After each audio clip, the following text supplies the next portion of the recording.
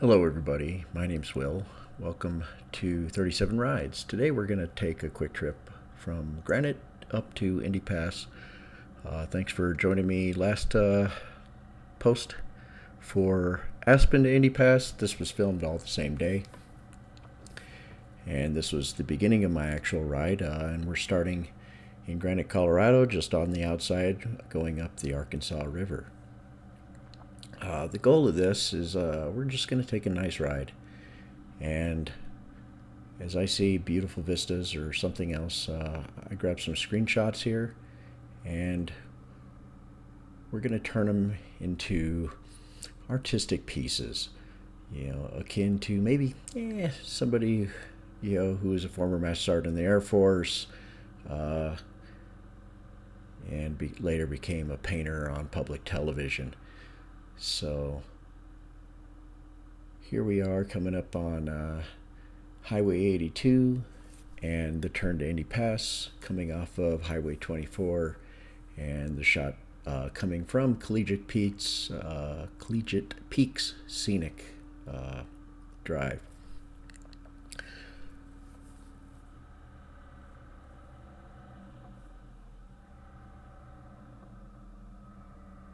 And State Highway 82 is considered scenic drive. Obviously, it goes to the top of the Rockies, finishes up the top of the Rockies scenic byway. And one thing to be very, very mindful, and you can see it very clear and evident here when doing springtime Rocky Mountain or mountain riding, is sand, lots and lots of sand. And up here in this stretch of the mountains, they're not going to come in with a truck or sweeper to clean it off. So I have to be very mindful of that throughout the entire riding season. Coming up to the Twin Lakes Dam here, you can see as we're cresting this tiny little hill here, it's not a very big dam. Twin Lakes was originally a natural lake system. Uh, in the 70s, it was dammed off in order to create the project, Frying Pan, Arkansas, for diversion purposes, to be able to take water from the west slope and bring it over to the Arkansas River.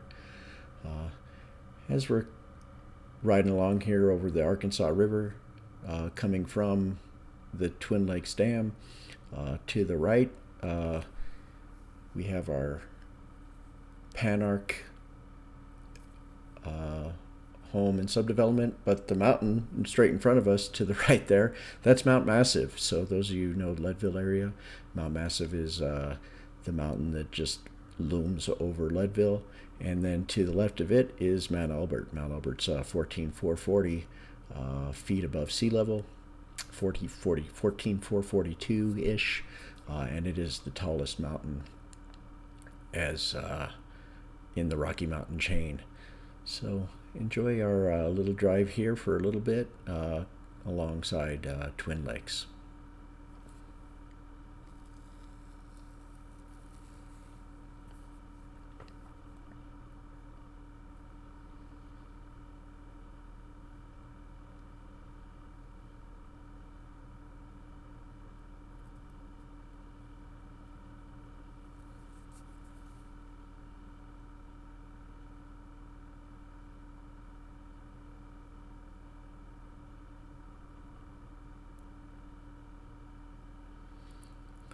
Twin Lakes is home to some of really great camping come hard summer. If you're up here in the Twin Lakes area, up Highway 82, uh, there is camping up above the lake, going up towards the Mount Albert Trailhead and the Mount Albert Campground, and then up at the forebay, as we'll pass Mount Albert Power Plant here a little bit. The forebay that provides water to the power plant has some non-dispersed camping around it. Obviously, not dispersed or dispersed camping. Sorry, dispersed camping is it is Forest Service land. You can't camp there, but there's not going to be any water or bathrooms or anything else. But it's the right price in free. So enjoy it if you can and want to. Uh, Obviously, this is a beautiful area. This early in the spring, obviously, still mountains. It's still, you can see the snow. It still gets very cold, and part of this is I want to find great vistas. And look at that vista there. I captured this one, and we turned it into a nice, dreamy painting. I use a vector canvas in the algorithm. In Krita is the free software I use. It's open source, so feel free to grab it and use it for your pictures that you seem to take. So we're going to continue on through here. You can see this is Forest Service land, and Department of Interior operates and runs most of this. To the right here is where you would go up to the camping and the forebay. Great fishing in the forebay, and as well as Twin Lakes. There's a giant lake trout in there. It's good, good fishing if you're fishing up in the area. We're coming up to the Mount Albert Power Plant here on our left. It is a owned and operated by the U.S. government, operated by the United States Bureau of Reclamation, owned by Department of Interior, and it is two 100 megawatt generators, and this is a pump storage power plant in where they turn around, use the same water, pump it back up the mountain, and that's a 70,000 horsepower motor. It's a cool little project, and if for some reason you get an opportunity to be privileged to be able to get a tour, take it all day long. They don't allow public tours, mostly for teachers, students. They'll bring in every once in a great while, or people who are directly involved with the project, water or power, get a tour in there. So it's been closed to the public since 9/11/2001, and it's a cool project, cool plant. All right, passing around here, still traveling next to Twin Lakes. The actual lakes themselves, we're going to be coming up on the historic town of Twin Lakes proper. Mostly shut down between Labor Day and Memorial Day. Well, it's Memorial Weekend when we're filming this, so you'll see that most of the businesses that are very, very seasonal do open up coming into Memorial Day.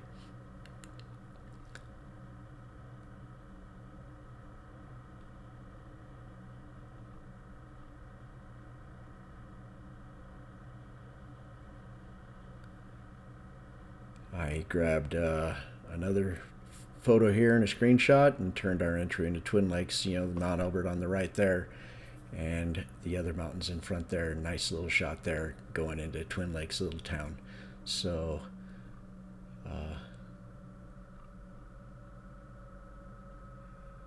yeah, and here you can see all the small businesses. There's a little firehouse in the back. It's a cute little township here in Twin Lakes. They have after Memorial Day, there is places to get food stuff. There's a general store that's open year round. One of the few things that is open year round. But cute little township up here at over 9,200 feet above sea level.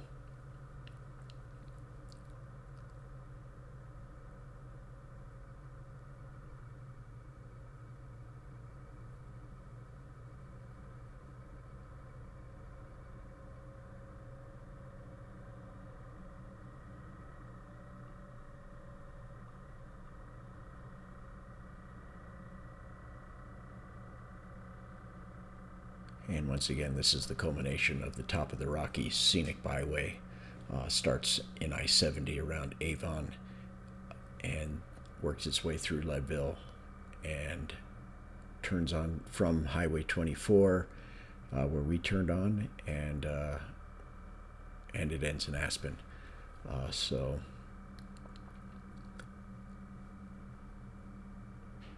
beautiful drive, beautiful scenic. There's a reason why it's been considered a scenic byway, and you're going to see the culmination of it, what makes it the most scenic, as we go along this ride.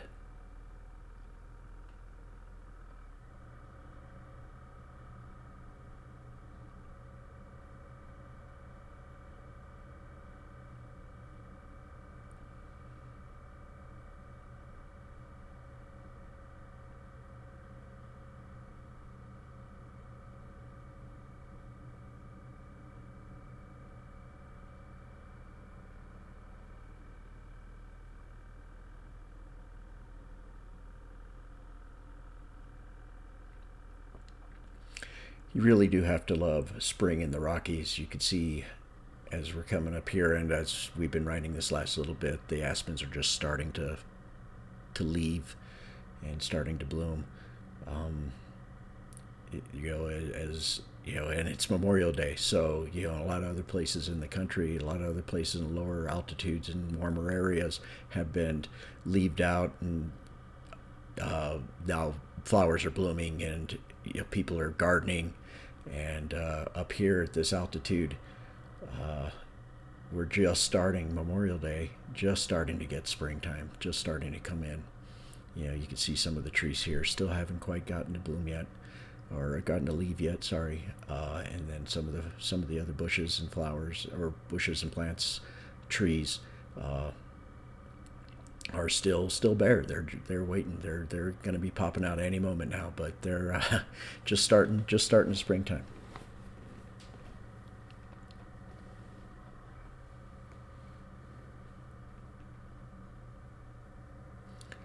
This ride, and we may do it if we can. But this ride also in the autumn, wherein these leaves on these aspens are turning brown and red and yellow, and all the different colors of the autumn, and that's around Labor Day. Yeah, shortly after Labor Day, about a couple weeks after Labor Day is when and into going into October is when it's at full color in this area, and this is well, very very populated during that time frame. Bumper to bumper traffic going up this pass, just to see these leaves as they're changing. Today we've got no cars in front of us because, well, it's 37 degrees out, and it's the morning of, after it opened. It opened at 4 p.m. the 22nd of May.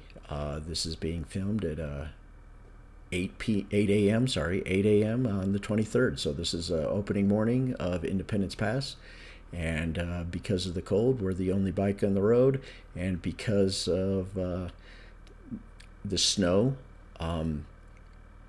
there's not a whole lot of people on the road coming up from the east, going west.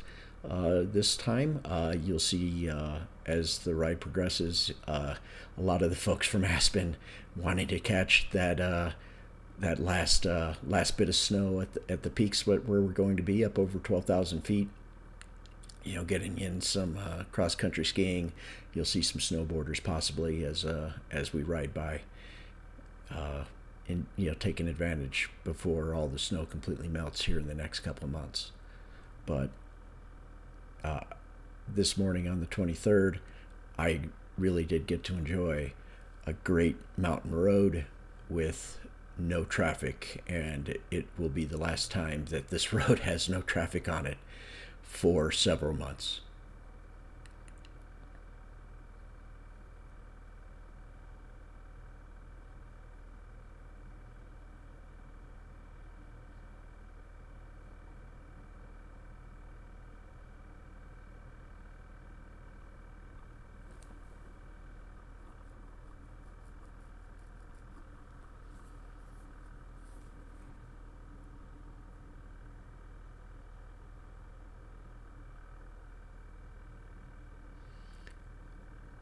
Well, I have a little dead air here. I apologize for having my windscreen here in the picture in the frame.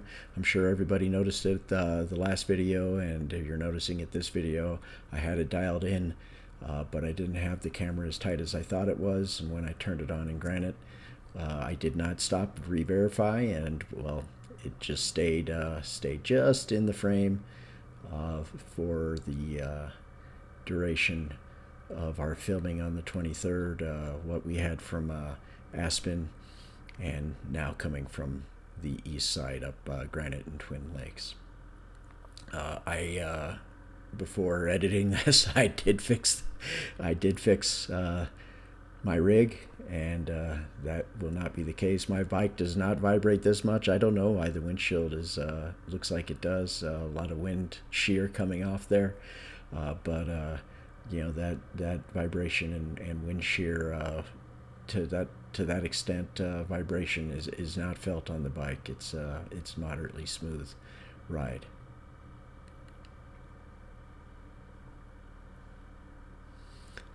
People do live going all this, even this far west of Twin Lakes here, all the way up almost to the road close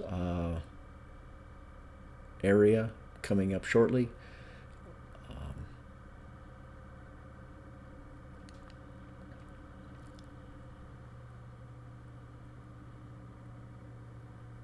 You know, most people are seasonal that live in a lot of these houses. There are a few that are pretty hardcore and live 365, but most of the homes are seasonal, and people will come starting in April, March, April, as the snow's just starting to melt, to get them ready for their summer activities. For those of you who aren't on bikes and are bringing up trucks and trailers, that sign just says if you are more than 32 or 35 feet, turn around now or you will be fined heavily. There are some switchbacks that you'll see as we ride that some of longer trailers, trucks will get caught on. And I would even recommend, even if you have a 16-foot truck and a 16-foot trailer, yes, it does pivot in the middle. You may not get stuck, but there are a couple switchbacks on here that are really, really tight, and you'll anger a lot of people, especially when the traffic's heaviest, because it does at times get to be bumper to bumper. This whole 40 some miles between Twin Lakes and Aspen, it will be bumper to bumper some time of years. And there are people that don't heed the warnings of the signs, because it does lop off if you're trying to get from say Glenwood Springs or even Grand Junction to Colorado Springs. Coming this route, does take off in the summer a significant amount of hours. You don't have to stay on I-70. Going through Avon or Vail, or going even into Denver. So there are trucks that will try and come this route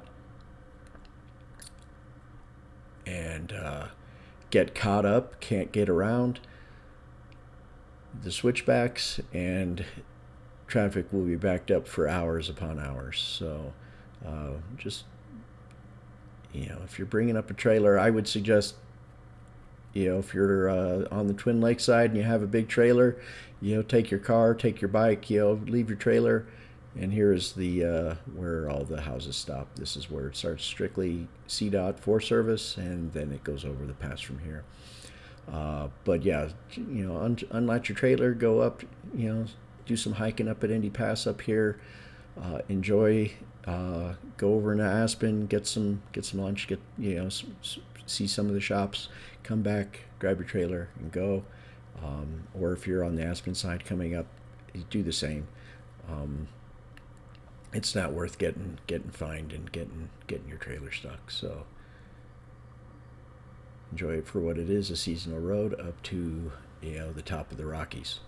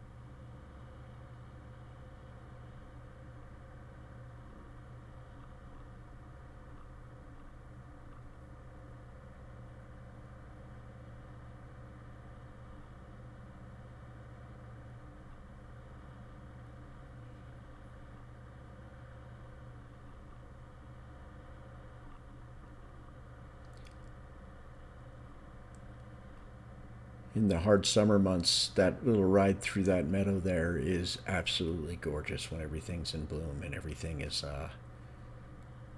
greened up and or red up, because some of it has red leaves on some of those bushes. But yeah, just absolutely beautiful before you start making your climb up the hill.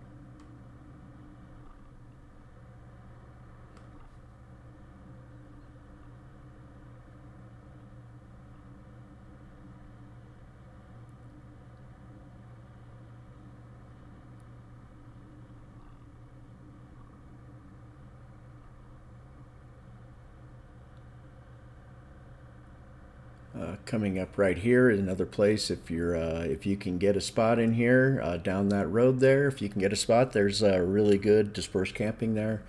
Obviously, no campground or anything else, but you know, really pretty hikes, pretty vistas, and a great place to camp if you can get it. And once again, no cost. Uh, just leave as better than you showed, right? You know, the Boy Scout motto, so to speak. Well, that's be prepared. Sorry, but one of the other sayings that they leave it better than when you showed. And now we're starting our major climb uh, up to the pass. Uh, There are a lot of rock slides here, a lot of rocks on the road here. Be mindful of that. Spring, even midsummer, you'll have after rain, whatever. You'll see a lot of rocks on the road. Uh, so if you'd like to do a lot of canyon carving, really hit these turns hard. Just be very mindful because you will have runoff as you see here until the snow is completely gone, and that takes quite a while. And with the snow and the water comes sand and debris. So, uh, I wouldn't say very hazardous, but semi-hazardous if you're taking these corners spiritedly. Although if you're going the speed limit as I am, and I have up to this point, then shouldn't have too much to worry about.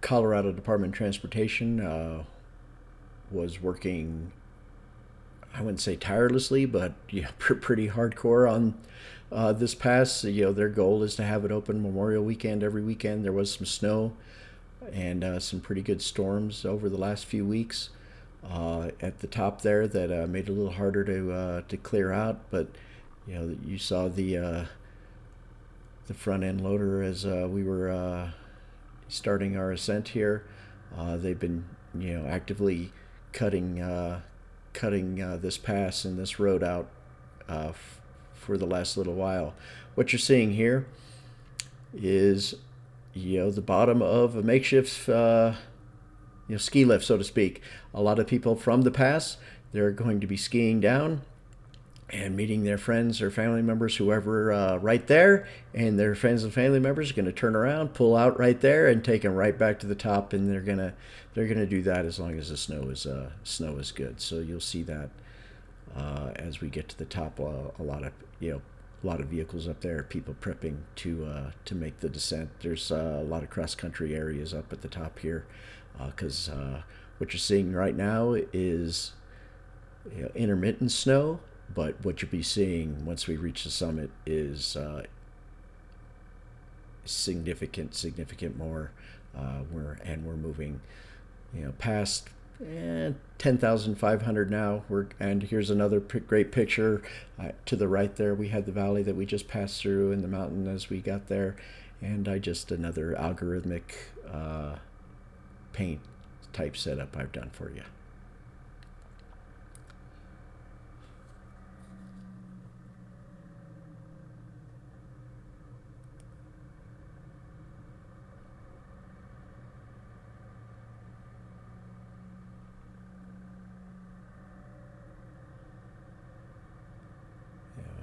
Another person parked their car there to pick up themselves when they or their family member once they are done skiing down that little embankment there, that little area there.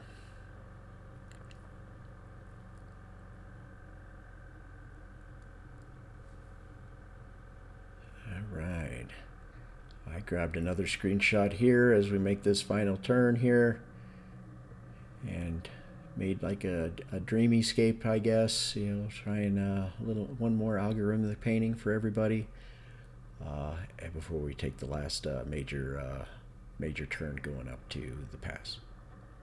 And that you missed that. That was me making a mistake, seeing a bunch of sand on that last turn, and slowing down to almost a stop in order to not low side it.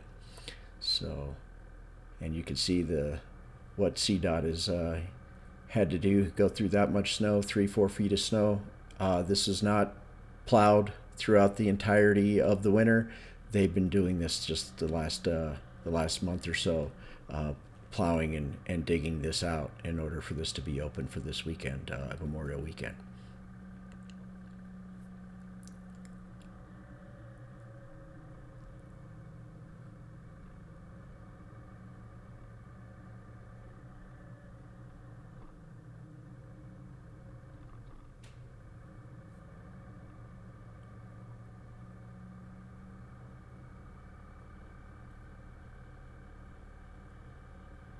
Well, as we come up to the pass, thank you everybody for taking this little quick trip with me.